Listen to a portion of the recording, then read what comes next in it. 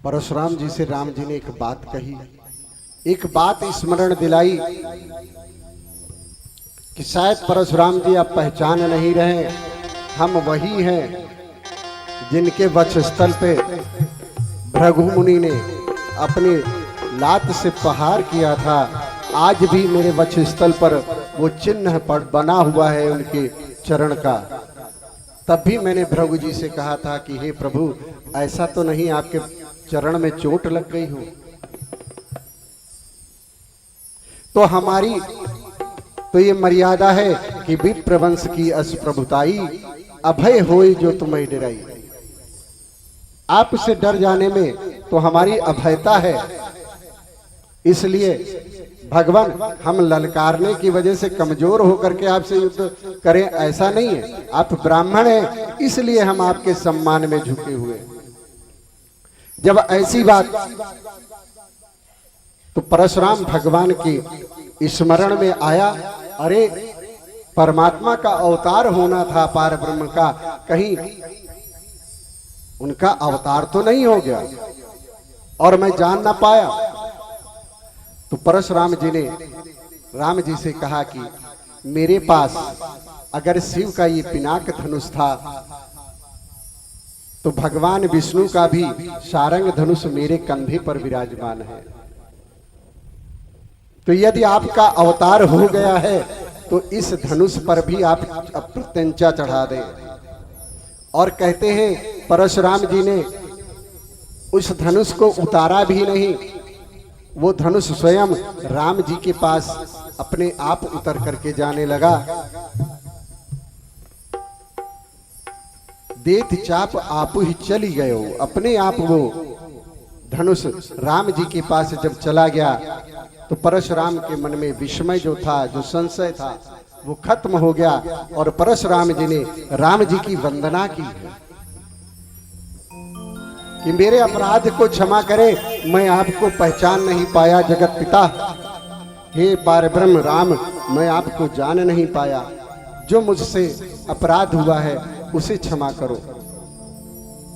कहते हैं कि राम जी ने उस पे सर संधान किया है उस पे, और परशुराम जी से कहा कि परशुराम जी, अब इस पे जब सर संधान हो गया है तो ये बिना लक्ष्य भेदन के वापस नहीं लौटता है, अब क्या करें। तो परशुराम जी ने कहा कि प्रभु, सागर के उत्तर दिशा में उत्तर तट पर बहुत से दुष्ट लोग रह करके उत्पात मचा रहे हैं। तो भगवान ने उधर ही उस बाण को संधान कर दिया, जिससे वहां की उतनी दूर का सागर सूख करके मरुभूमि हो गई, जिसे मरुस्थल बोलते हैं। भगवान परशुराम राम जी की वंदना करके अपने पुण्य लोगों का दान करके, गुरु के द्वारा दी हुई वो शक्ति जिसके द्वारा मन की गति से वो आते जाते हैं, उस गति से फिर अपने मंदराचल पर्वत पर चले गए। और अब पुनः जनकपुर में जय जयकार हो उठी और सब बोल उठे, राघवेंद्र सरकार की जय हो।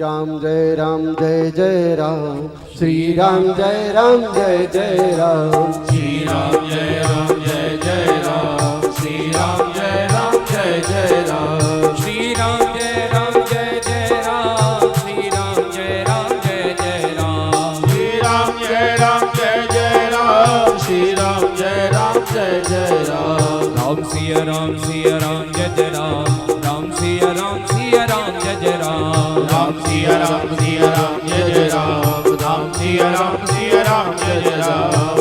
सिया राम जय जय राम राम सिया राम जय जय राम राम सिया राम जय जय राम राम सिया राम जय जय राम राम सिया राम जय जय राम राम सिया राम जय जय राम राम सिया राम जय जय राम राम सिया राम जय जय राम श्री राम जय जय राम श्री राम जय जय राम हे राम जय जय राम श्री राम जय जय राम श्री राम जय जय राम श्री राम जय जय जय राम हो श्री राम जय जय राम श्री राम जय जय राम श्री राम जय जय राम श्री राम जय जय राम श्री राम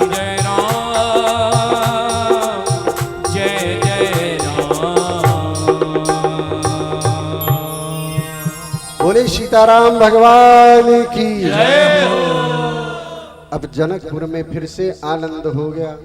चारों ओर जानकी मैया और राम जी की जय जयकार होने लगी।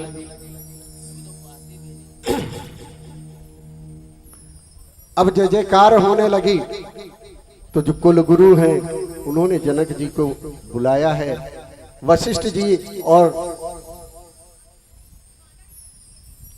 जनक जी के कुलगुरु दोनों ने मिलकर के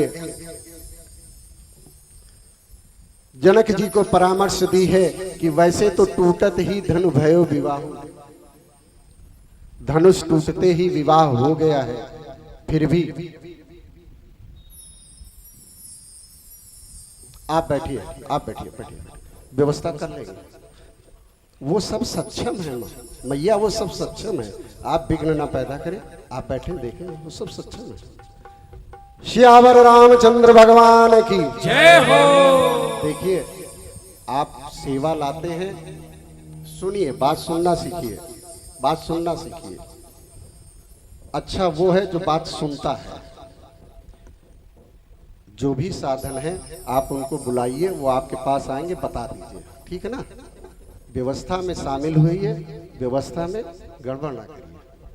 बोलिए सियावर रामचंद्र भगवान की जय हो। क्योंकि जब आप उठते हैं ना बार बार तो हमें विक्षोभ पैदा होता है और कथा में एक विघ्न सा आता है, तो इसलिए बच्चा आपसे कहते हैं। बाकी हमारे लिए आप सब स्नेही हैं, सब हमारे अपने हैं और आप सबका हर कार्य बड़ा प्रशंसनीय है। और मैं देख रहा हूं कि प्रथम दिवस से ही आप बड़े भाव से इस कथा में लगे हुए हैं, उसका हम समादर करते हैं। लेकिन राम की कथा में रामत्व को धारण करना पड़ेगा ना। शिवम भूत्वा शिवम यजेत। अगर शिव की आराधना करनी है तो शिव के अनुशासन को अंगीकार करना पड़ता है। राम की मर्यादित कथा में आए हैं तो राम की मर्यादा का अनुशीलन करना चाहिए। बोलिए सियावर रामचंद्र भगवान की जय हो।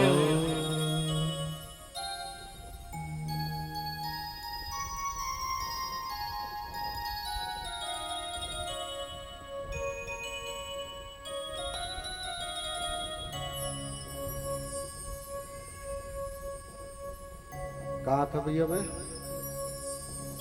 कहाँ था, क्रम टूट गया। बोले राघवेंद्र सरकार की जय हो।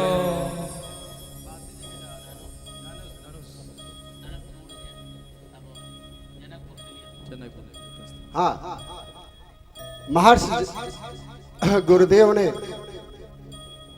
कुल गुरु ने राजा जनक जी को आदेश दिया कि हे जनक जी, टूटत ही धनु भयो विवाहु, धनुष टूटते ही विवाह हो गया है, लेकिन कुल रीति भी होती है, उसका निर्वाहन करने के लिए आप दूतों को अवधपुर भेजिए, पाती लेकर के, और चक्रवर्ती जी महाराज को बुला पठाइए कि वो बारात लेकर के आवे। अच्छा, आप सबने ये भी सुना होगा माताओं और बंधुओं कि भगवान शिव की बारात बड़ी अजब गजब है। क्यों दादा? भगवान शिव की बारात बड़ी अजब गजब है, क्योंकि उसमें बाराती भी बड़े अजब गजब हैं, पर मेरे राम की भी बारात कम अजब गजब नहीं है। अब जब बारात आएगी तो बताएंगे ना कि कौन किस तरीके से अजब गजब है। अभी तुरंत बता दे क्या? बोली सियावर रामचंद्र भगवान की जय हो। तो महाराज जनक ने दूत भेजे हैं। दूत एकदम हवा की तरह घोड़े को दौड़ाते हुए सरयू तट पर पहुंचे हैं। महाराज के दरबार में हाजिरी दिए हैं चक्रवर्ती जी की। चक्रवर्ती जी ने पूछा कि आप कौन हैं और आप कहां से आए हैं? तो दूत कहते हैं कि हम तो पाती लैके आवत बानी पार से राजा जनक दरबार से ना। हम तो पाती लेके आवत बनी पार से राजा जनक दरबार से ना। हम तो पाती लेके आवत बनी पार से राजा जनक दरबार से ना। हम पाती लेके आवत बानी पार से राजा जनक दरबार से ना।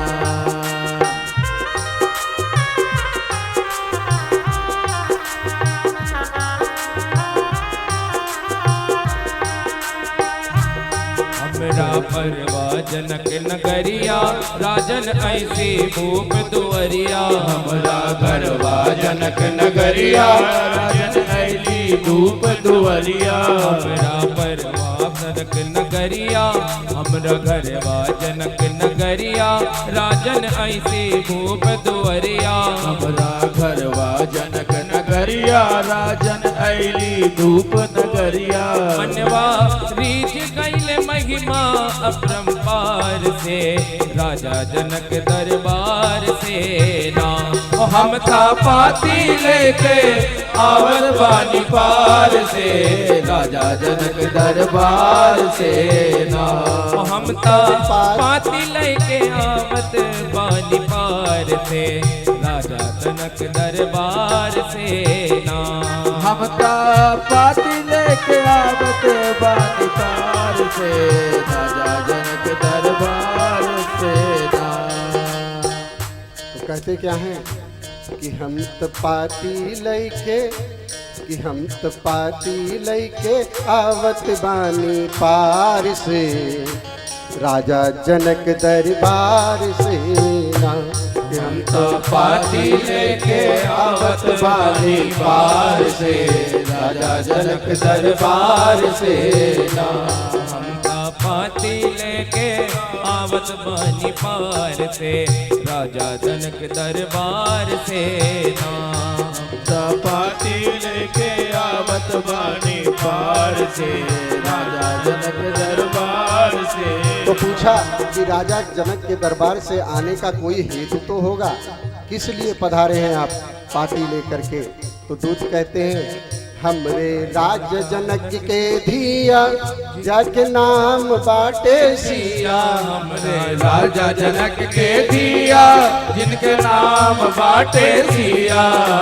राजा जनक के धिया जिनके नाम बाटे सिया। की शादी हुई है उनकी शादी हुई है कौशल्या कुमार से राजा जनक दरबार से ना। हम था पाती लेके आवत बानी पार से राजा जनक दरबार से ना।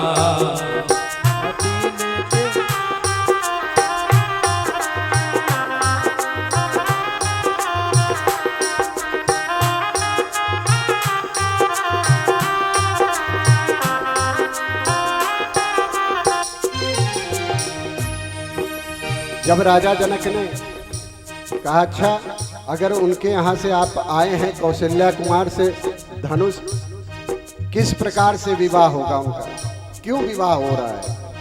तो दूत कहते हैं कि चक्रवर्ती जी सी के शांति दूत जब जन ले बाबा तनक धनुष प्रण ले शिव के साथी रूप जब धन ले बाबा जनक धनुष प्रण कर ले। शांति रूप जब जन ले बाबा जनक धनुष प्रण धन ले। शिव के शांति रूप जब जन ले बाबा जनक धनुष प्रण कर ले। रचने वाले रचना रचने सिया स्वयंवर के विचार से राजा जनक के दरबार से ना ममता पाती लेके आवत बानी पार से राजा जनक दरबार से ना ममता पाती लेके आवत बानी पार से राजा जनक दरबार से ना।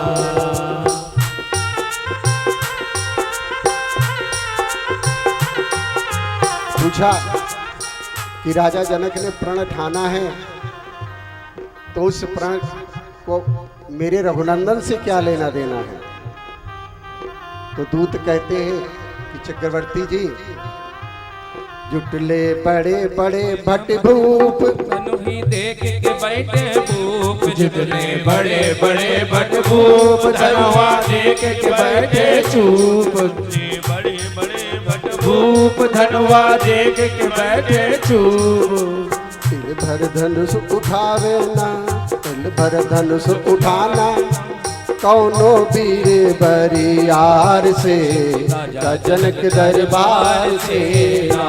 ममता पाती लेके आवत बानी पार से राजा जनक दरबार से ना। ममता पाती लेके आवत बानी पार से राजा जनक दरबार से ना।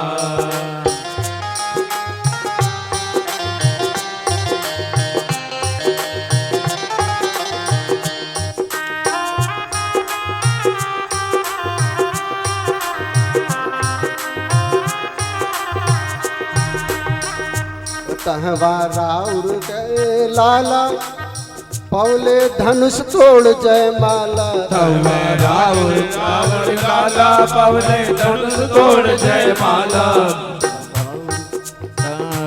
तवा राजन राउर लाला पवले धनुष तोड़ जय माला। राउर लाला पवले धनुष तोड़ जय माला। तीनों लोक भरले तीनों लोक भर रघुवर के जय जयकार से राजा जनक दरबार के नाम। हम तो पाती लेके आवत बानी पार से राजा जनक दरबार से ना।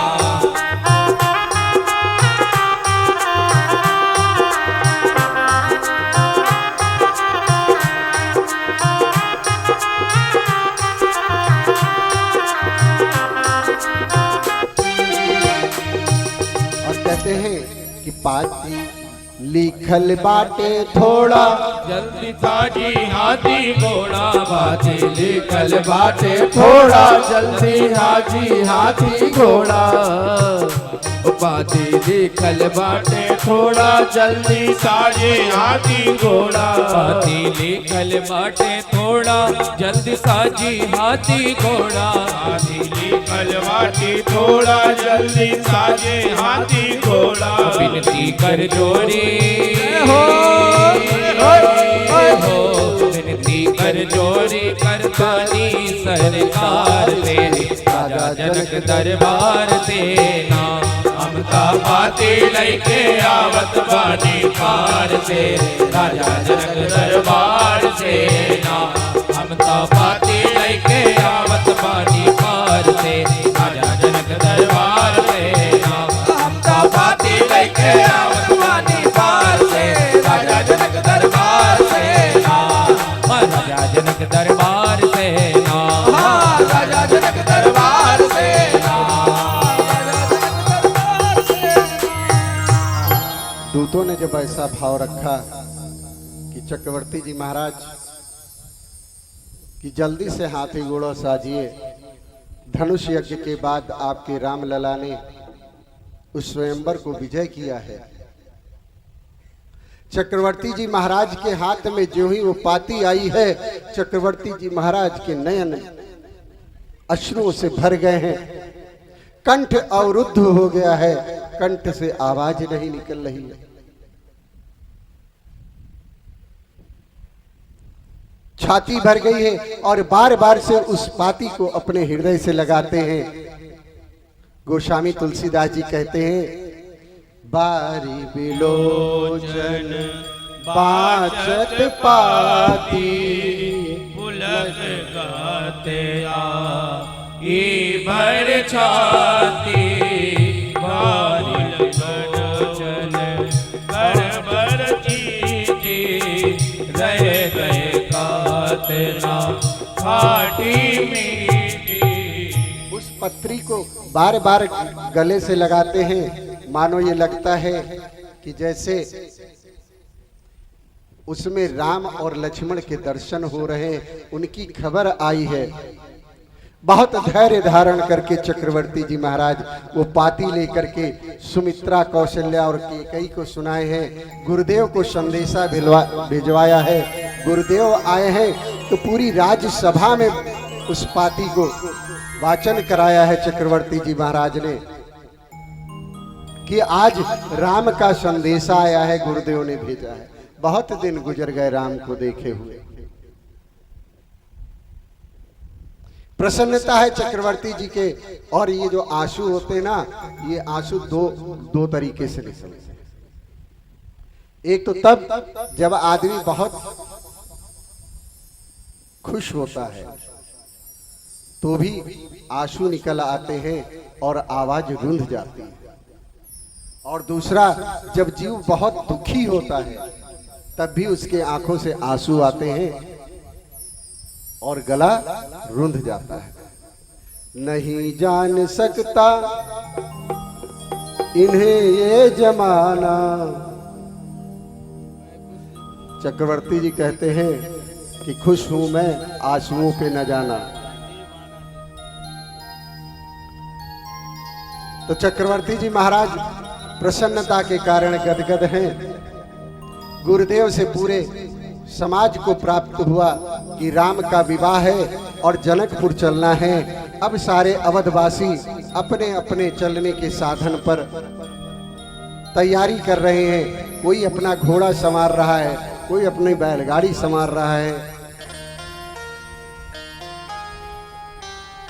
और जिसके पास जो साधन है, सब अपने साधन को तैयार करके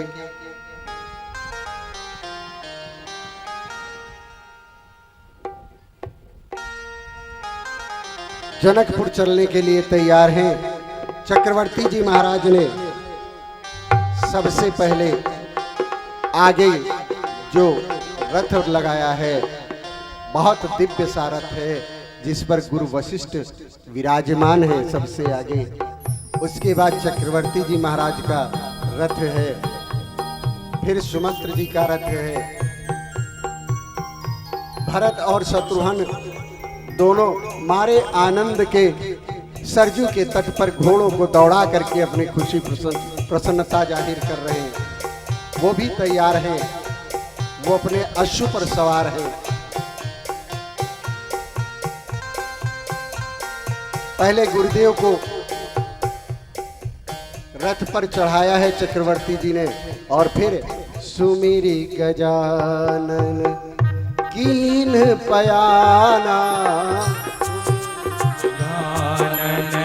कीन पयाना सुमिर गजानन कीन पयाना। भय सगुन सुंदर शुभ नाना। भय सगुन सुंदर शुभ नाना। भय सगुन सुंदर शुभ नाना। ऐसी बारात चली है अवध से, बड़ी अजब गजब बारात है। ये पहली ऐसी बारात है मेरे राम की।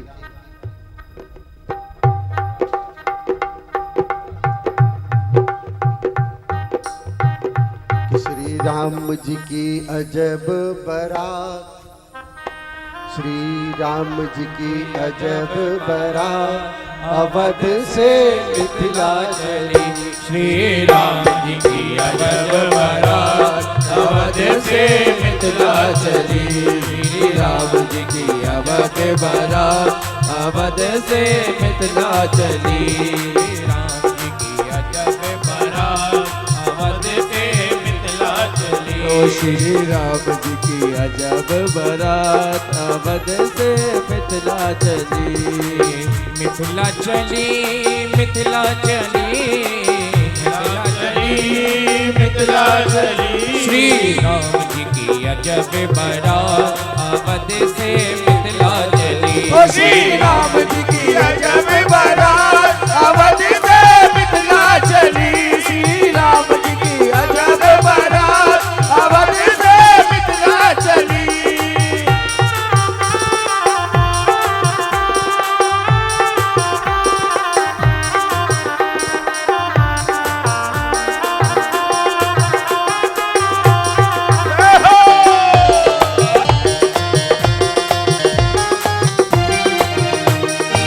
चंदन रुचिर सुमंत सारथी चंदन रुचिर सुमंत सारथी। चंदन रुचिर सुमंत सारथी चंदन रुचिर सुमंत सारथी। नबे गुरु संग में सुहाग अवध से मिथिला चली। ओ श्री राम जी की अजब बारात अवध से मिथिला चली। श्री राम जी की अजब बारात अवध से मिथिला चली। ओ श्री राम जी की अवध बारात अवध से मिथिला चली।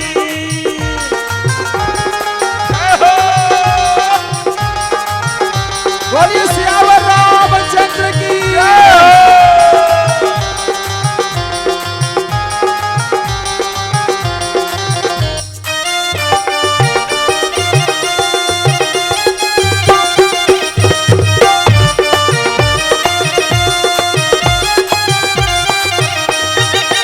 हाथी घोड़ा रथ और पालकी हाथी घोड़ा रथ और पालकी।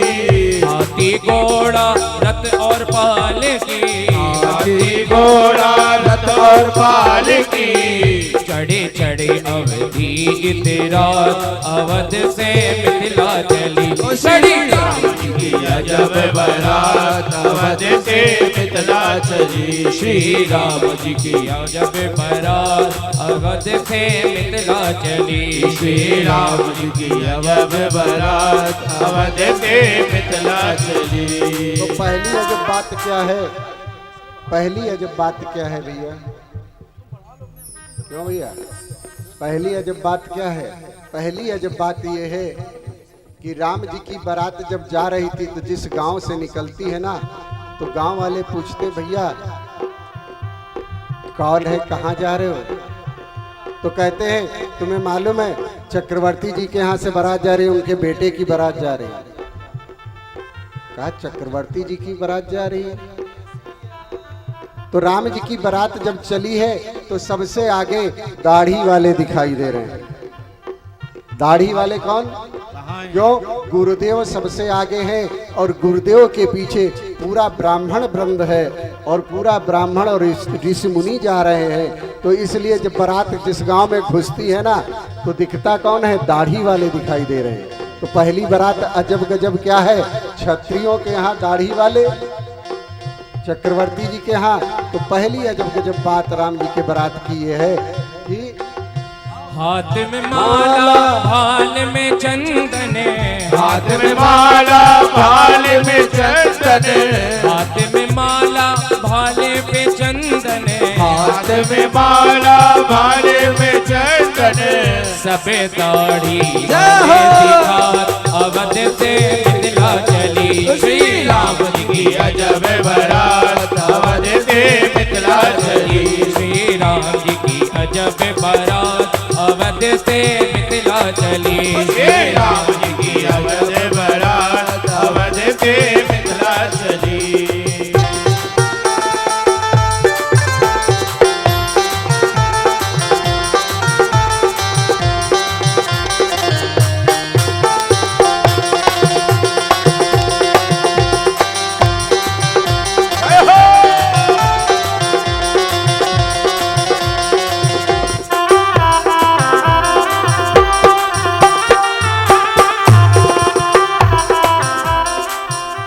अच्छा ये बताइए, बारात में कौन कौन चल रहा है? कौन कौन चल रहा है बारात में? और जो हाथ नहीं उठाएगा मैं समझूंगा वो जनकपुर का है। आज जिन्होंने हाथ नहीं उठाए वो सब जनकपुर के। ए बिटिया, तुम तो कल बारात में जा रही थी, आज कहाँ रह गई? आज दूसरे पाले में चली गई है। तो जो बारात चल रहे हैं, बारात चलते हैं तो आनंद होता है ना।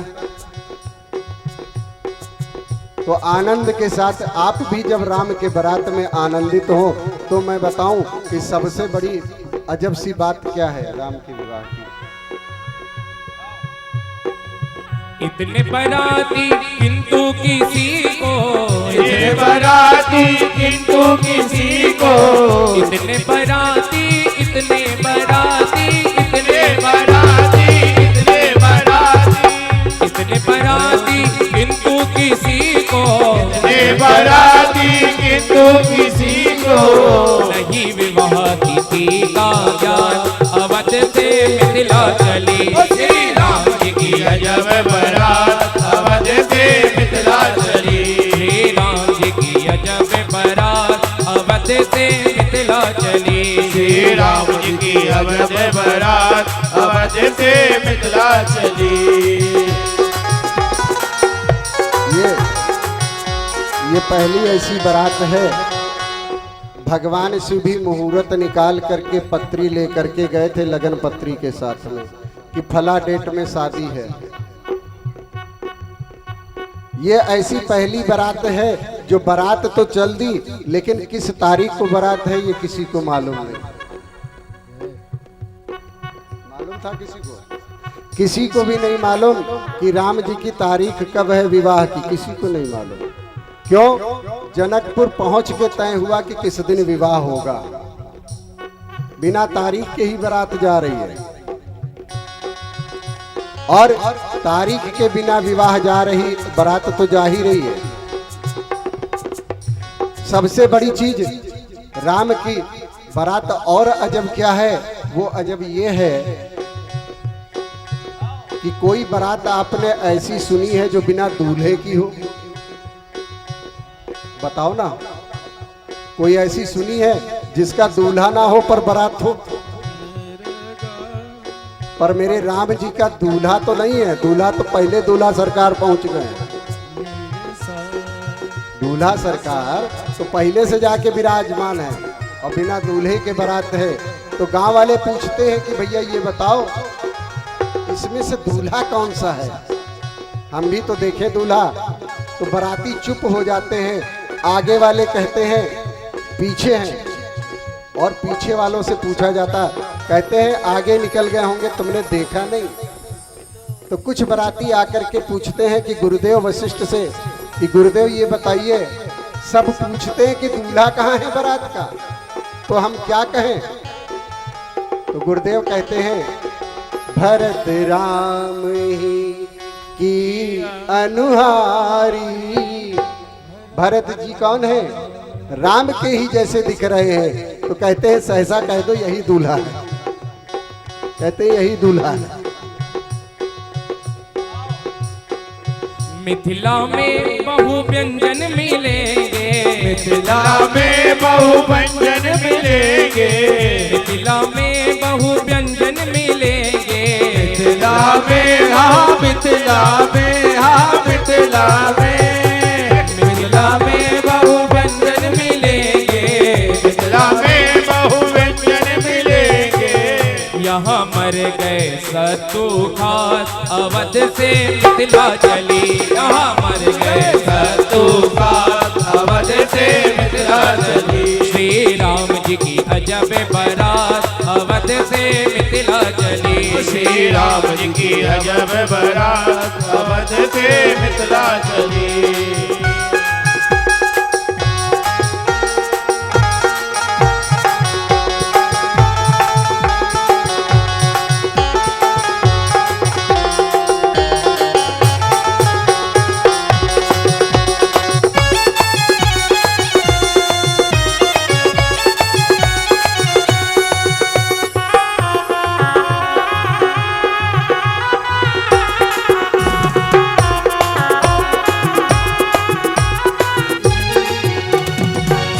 सखियन सो मुनि व्यंग वचन बरे सखियन सो मुनि व्यंग्य वचन वरे सखियां सो सुनि व्यंग वचन बरे सखियन सो सुनि व्यंग्य वचन वरे दासहु बलि बलि जात अवध से मिथिला चली दासहु बलि बलि जात अवध से मिथिला चली श्री राम जी की अजब बारात अवध से मिथिला चली श्री राम जी की अजब बारात अवध से मिथिला चली अवध से मिथिला चली अवध से मिथिला चली अवध से मिथिला चली अवध से मिथिला चली बोलिए सियावर रामचंद्र भगवान की